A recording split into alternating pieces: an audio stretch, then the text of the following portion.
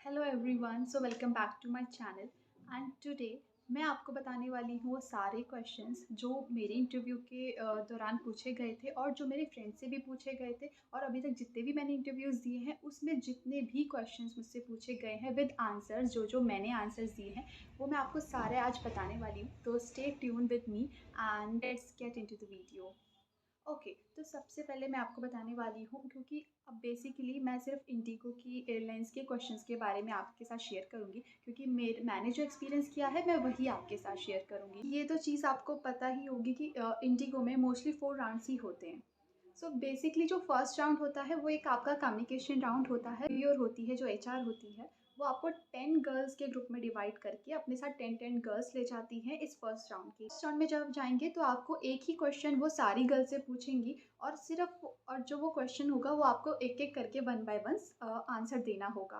For example, अगर वो left से स्टार्ट करे तो लेफ़्ट से होते हुए राइट तक आपको सेम अपनी टर्न का इंतज़ार करके आंसर देना होगा।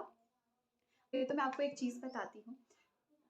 अगर आपका आंसर बहुत ज़्यादा अट्रैक्टिव है एंड सुनने में बहुत यूनिक लग रहा है तो एचआर आपको टेंशन देगी वहाँ पे, वो और आपसे दूसरा क्वेश्चन भी पूछेगी। अगर फॉर एग्जांपल उन्होंने आपसे कुछ पूछा और आपने उसका आंसर बहुत अच्छे से दिया, बिल्कुल कॉन्फिडेंट होके, और सबसे डिफरेंट आंसर था, तो वो आपसे इंटरेस्ट लेके आपकी तरफ देखेगी और आपसे एक और क्वेश्चन पूछेगी। और वो क्वेश्चन कुछ भी हो सकता है, या तो आपके क्वालिफिकेशन से रिलेटेड या तो आपके रिज्यूमे में देख के वो कुछ भी आपसे पूछ सकती है।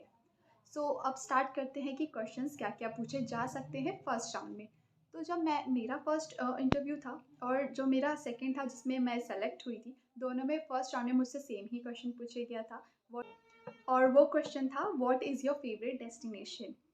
अब ये ऐसा क्वेश्चन है कि अब बहुत सारे लोगों के लिए उनकी कोई ना कोई फेवरेट डेस्टिनेशन होगी, बट उनका क्या, जिन्होंने कभी इस चीज़ का सोचा ही नहीं। और same with me, I never thought about any destination that can be my favourite, because मैंने भी ज़्यादा ट्रैवल नहीं किया है। तो जब मैं पहली बार इंटरव्यू देने गई थी तो मुझे इस चीज़ का कोई आइडिया ही नहीं था कि ऐसा सवाल भी पूछा जाएगा कोई डेस्टिनेशन से रिलेटेड।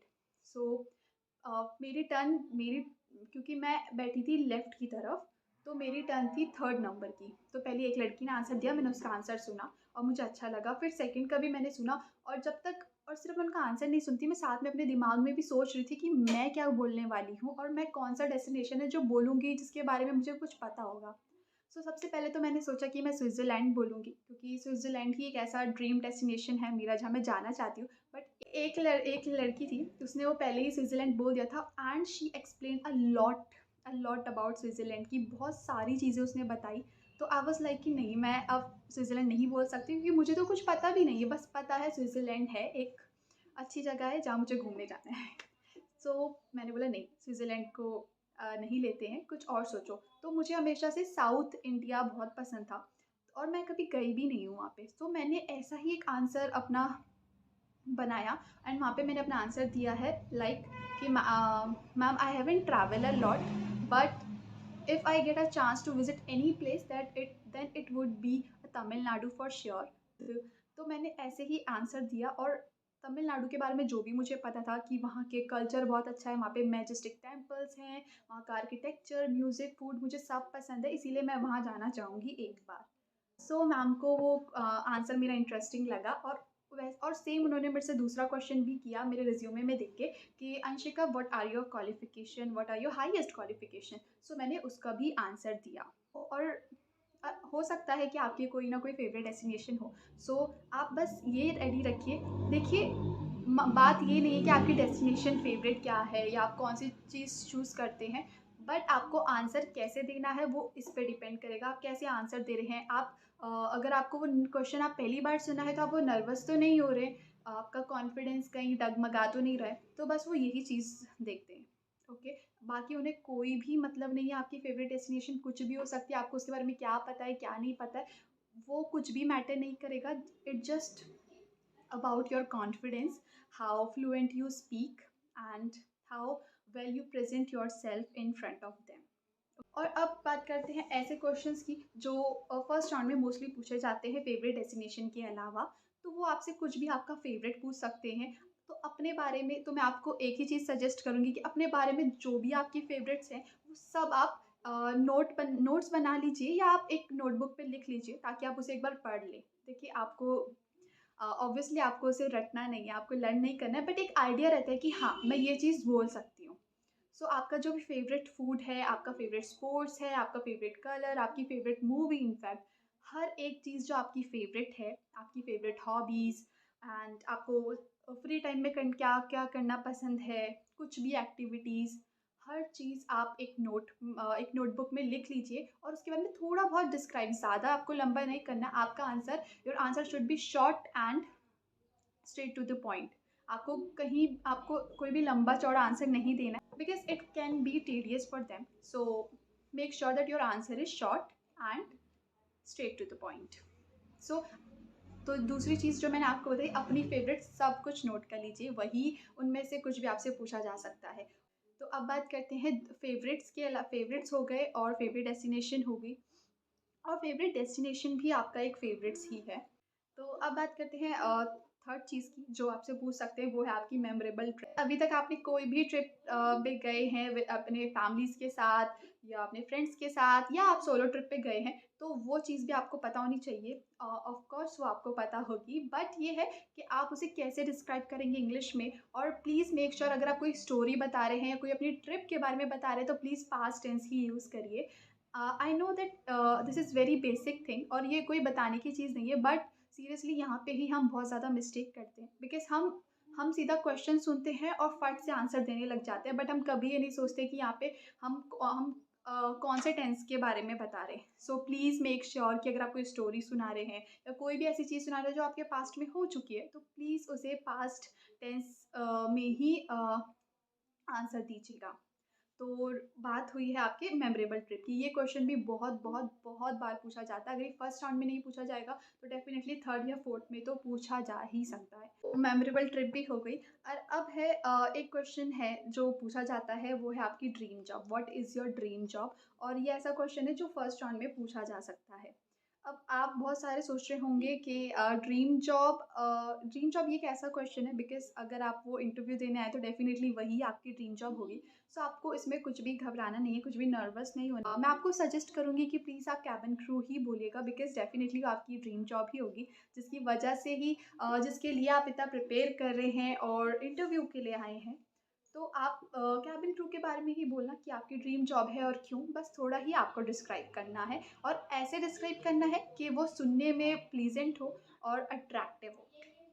ठीक है, दूसरी चीज़ है आपका ideal that you admire a lot. ये क्वेश्चन मुझसे पूछा गया था जब मैं सेकंड बार गई थी कि आपका कोई आइडियल जिससे आप बहुत ज़्यादा मोटिवेट होते हैं other than your parents. Yes, other than your parents. Because interviewer को भी ये पता होता है कि अगर आप किसी से भी उनका आइडियल पूछेंगे तो वो अपने पेरेंट्स ही बोलते हैं। मोस्टली पीपल अपने पेरेंट्स ही बोलते हैं कि मुझे उनसे ही मोटिवेशन मिलती है। तो उन्होंने यहाँ पे क्लियर कर दिया था कि अदर देन योर पेरेंट्स आपका अपना आइडियल बताइए। सो ये क्वेश्चन भी ऐसा था जो मैंने बिल्कुल भी प्रिपेयर नहीं किया था और इसी क्वेश्चन की वजह से मैं रिजेक्ट हो गई थी बिकॉज़ यहाँ पे मैं बहुत ज़्यादा नर्वस हो गई थी, बहुत बहुत ज़्यादा नर्वस, कि क्योंकि मेरे समझ नहीं आ रहा था कि मैं कौन सा आइडल बोलूँ, क्योंकि मेरे ऐसे कोई फ्रेंड्स भी नहीं है जिन्हें मैं अपना एक आइडल का दर्जा दे सकूँ। सो यहाँ पे मैंने एक चीज़ सीखी कि अगर आपको ऐसा क्वेश्चन पूछा जाए जिसके बारे में आपको कुछ नहीं पता, ना ही आप उस समय कुछ सोच पा रहे हैं कि कौन होगा या कौन नहीं। यस, आपको कुछ नहीं करना है, जस्ट फेक इट। आपको कोई भी रैंडमली अपने मन से कोई भी स्टोरी बना दीजिए। आपके कोई भी फ्रेंड्स अगर यहाँ फॉर एग्ज़ाम्पल जैसे उस समय मेरे को कुछ समझ नहीं आया कि मेरा आइडल कौन है या मुझे किससे मोटिवेशन मिलती है मेरे पेरेंट्स के अलावा। सो यहाँ पे मैं क्या कर सकती थी, मैं अपने मन से कुछ भी बोल सकती थी। मैं कुछ भी अपनी रैंडम फ्रेंड के बारे में बोल सकती थी कि मेरी ये फ्रेंड है, इसने मुझे बहुत मोटिवेट किया है, वो इस ये जॉब करती है। So sometimes you have to fake it to crack it. So yes, बहुत सारी गर्ल्स ऐसा करती है क्योंकि हर बार हमें आंसर एकदम नहीं पता होता है और जस्ट उन्हें कोई मतलब नहीं है आपका आइडल कौन है और आप क्या सीख रहे हैं उनसे। इट जस्ट कि आपका वो कम्युनिकेशन देख रहे हैं, जैसे मैंने आपको पहले भी कहा। डेफिनेटली ये चीज़ आपको बहुत हेल्प करेगी। दूसरा क्वेश्चन है roles and responsibilities of cabin crew. वैसे तो ये फर्स्ट राउंड में नहीं पूछा जाता है, बट इसके बहुत कम चांसेस होते हैं, अगर क्योंकि आप वैसे तो मैं आपको सजेस्ट करूँगी आप जितना जल्दी हो सके वेन्यू में जाएँ, बिकॉज़ जितना जल्दी आप इंटरव्यू दे देते उतना जल्दी अच्छा होता है। लास्ट में क्या होता है, क्योंकि क्योंकि रश भी बहुत ज़्यादा हो जाता है और इंटरव्यूअर भी तब तक बहुत ज़्यादा फेड अप हो चुका होता है।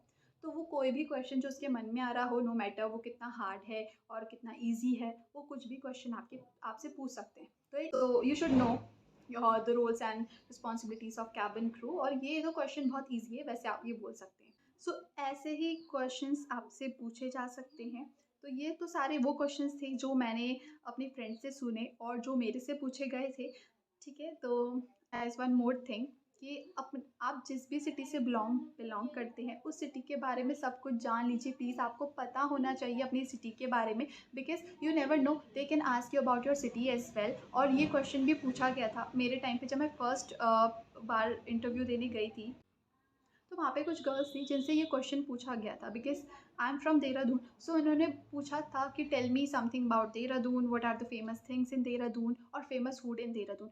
सो you should know about your city कि क्या क्या फेमस है, कैसा वेदर रहता है, हर एक चीज़। सारे क्वेश्चन तो थे फर्स्ट राउंड के, जो मोस्टली फर्स्ट राउंड में पूछे जाते हैं। तो अब बात करते हैं थर्ड एंड फोर्थ राउंड के। मोस्टली यहाँ पे मैं थर्ड राउंड ही के क्वेश्चंस आपके साथ शेयर करूँगी, क्योंकि जो फोर्थ राउंड होता है, फोर्थ राउंड ऐसा राउंड होता है कि जिसमें वो सिर्फ आपसे सिर्फ पर्सनल क्वेश्चन ही पूछते हैं। कोई भी ऐसा सिचुएशनल बेस्ड क्वेश्चन नहीं पूछेंगे, कोई भी ऐसा कोई भी टिपिकल क्वेश्चन आपसे नहीं पूछा जाएगा। इट जस्ट आपके बारे में पूछा जाएगा, जैसे why do you want to be a cabin crew, और tell me about your family, your background, and सब कुछ आपके बारे में ही बताया जाए। फोर्थ राउंड इतनी जल्दी हो जाता है कि आपको पता भी नहीं चलता है, और कहीं कहीं तो सिर्फ एक क्वेश्चन ही आपसे पूछते हैं। लेकिन सबसे ज़्यादा मुश्किल होता है थर्ड राउंड, क्योंकि थर्ड राउंड में पूछे जाते हैं situational based question. Situational based question क्या होते हैं, वो कोई भी सिचुएशन आपको दे देंगे कि इन केस अगर आप यहाँ होंगे या आप ऐसी जगह फंस जाए तो आप कैसे क्या करेंगे। बात करते हैं उस क्वेश्चन की जो मुझसे पूछा गया था थर्ड राउंड में। तो वो क्वेश्चन था, how would you survive if you get stuck in the middle of forest with no gadgets. ये क्वेश्चन मुझसे पूछा गया था और आपके बहुत सारे कमेंट्स भी आए थे कि आपने इसका आंसर कैसे दिया। So like you all guys, this question was also new to me, and मैं भी अपने मन में ऐसे, क्योंकि जैसे ही क्वेश्चन मेरे पास आया तो मैं भी अपने दिमाग में जल्द से जल्द ऐसे स्माइली फेस के साथ सोच रही थी क्या क्या क्या क्या बोलूँगी, because I was not getting any points और anything to tell them. मैंने भी कुछ, सबसे बेस्ट थिंग है कि आप मुझसे कुछ टाइम मांग लीजिए, एंड इसमें कुछ भी बुरा नहीं है to ask for some seconds to think about the answer. मैंने भी यही किया। I said, can I get few seconds to collect some points over that? So she said, yes, okay, take your time. मैंने भी 5 second तक pause किया, मैंने अपने मन में सोचा, मैंने उस सिचुएशन में अपने आप को रख के देखा। कभी भी आपके पास कोई भी सिचुएशन बेस्ड क्वेश्चन आए ना, तो आप जस्ट कुछ भी आपने जो पढ़ा होगा उसे ना सोच के आप ऐसा करिए कि उस चीज अपने आप को सिचुएशन में एक्चुअल में रख लीजिए। अपने मन में इमेजिन करिए कि हाँ, अगर आप जंगल में सच में फंसे हैं और आपके पास कुछ भी नहीं है तो आप क्या करेंगे। तो ये अपने मन में ऐसा सच में सोचिए। मैंने भी यही कहा कि first of all I would go around and I would look around the forest, or and find something that would be helpful for me, like words and some fruits to eat, anything that can help me to survive.